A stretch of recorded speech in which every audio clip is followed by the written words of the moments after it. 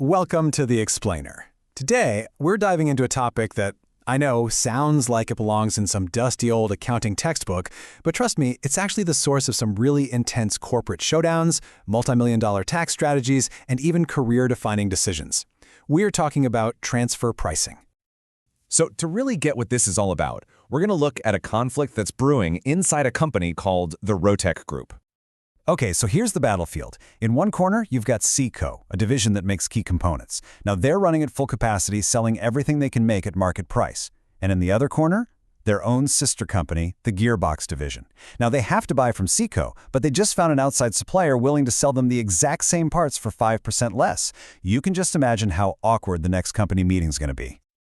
This whole standoff creates a massive headache for the people at the top.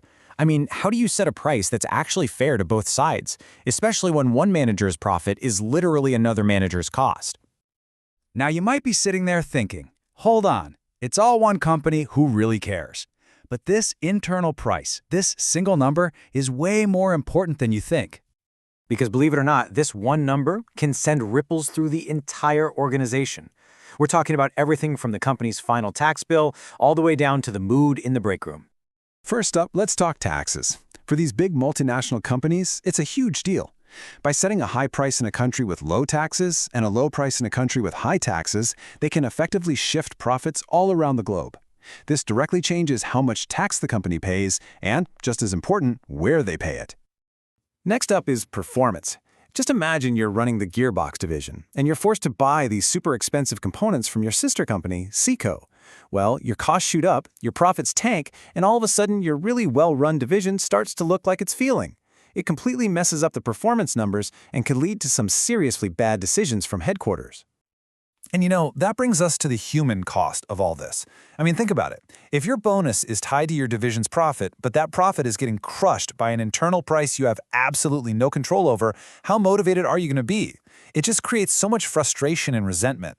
This isn't just about numbers on a spreadsheet. It's about good people feeling like the whole game is rigged against them. Okay, so with taxes, performance reviews, and company morale all on the line, how on earth do you find a price that actually works for everybody? Well, the way you solve this is by starting to establish some boundaries. We basically need to figure out two key things. What's the absolute lowest price the seller is willing to accept, and what's the absolute highest price the buyer is willing to pay? Now, for the seller, there's this really important idea you have to get your head around. It's called opportunity cost. And it's actually a pretty simple but powerful concept. If you decide to sell to me, what profit are you giving up by not selling to someone else?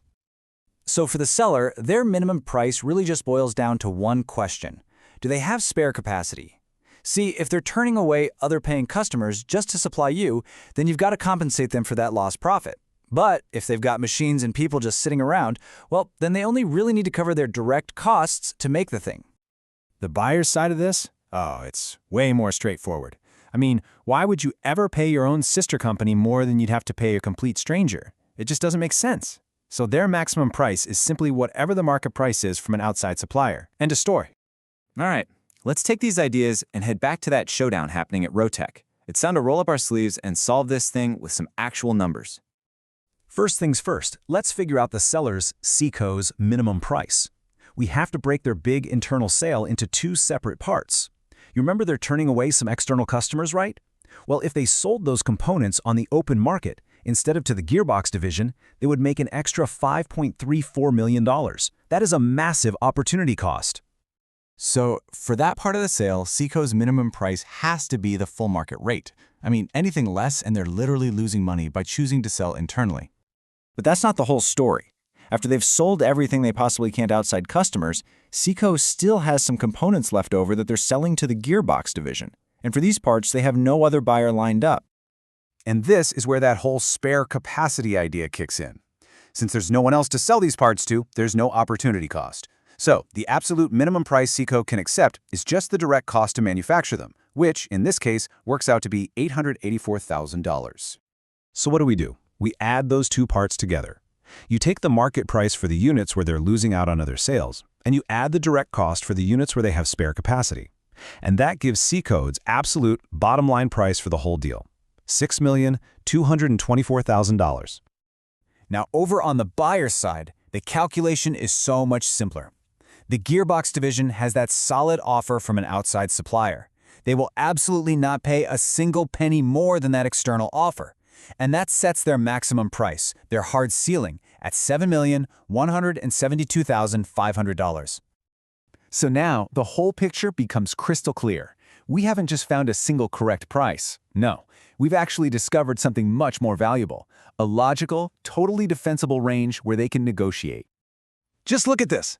The final transfer price should be worked out somewhere between the seller's minimum of about $6.2 million and the buyer's maximum of about $7.2 million.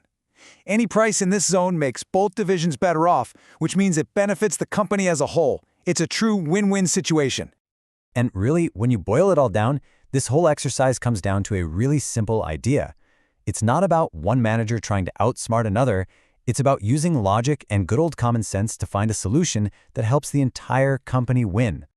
The goal here isn't for ACCA to win, and it isn't for the gearbox division to win.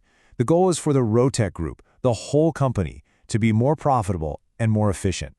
And that really leaves us with a final thought to chew on. How do you build a culture where different divisions compete to be their absolute best, but they never ever forget that they're all playing for the same team?